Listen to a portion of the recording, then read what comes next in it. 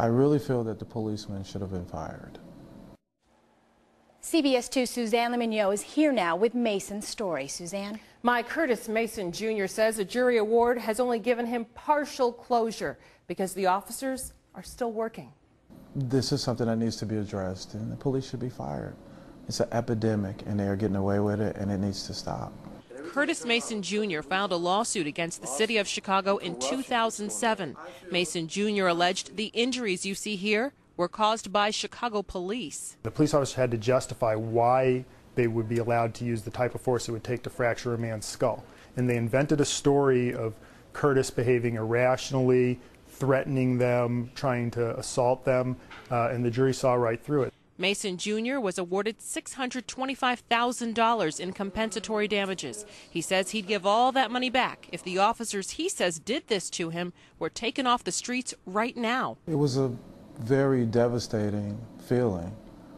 I think the message that the city is portraying to us is that policemen can do whatever they want to an individual and still have their job. On January 13, 2007, Mason and his then-fiancée, Kylie Johnson, were pulled over by police on the south side. Police said Johnson's rear license plate light was out. When I talked to her in 2007, she told me it was clear why she and her boyfriend were stopped. The reason why he was pulled over is because he's African American and I'm white. And there are people in this country who don't like that. The officer told him, "Put your MFing hands behind your back." Curtis went to put his hands behind his back when the male officer, struck him. During the beating, Mason Jr. says he was kicked in the eye, creating an orbital fracture. He needed a 2-hour operation to fix a quarter-size hole under his left eye. The Chicago Police Department did not discipline the officers.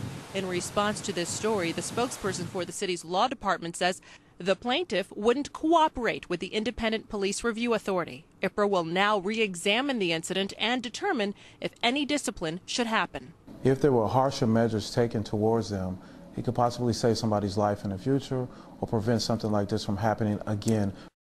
Well, one of Mason Jr.'s attorneys says the only way to get justice in this case was with a jury, adding the city had access to the same information during the trial as they do right now, so he and his client welcome any investigation involving the officers. Are you not entertained?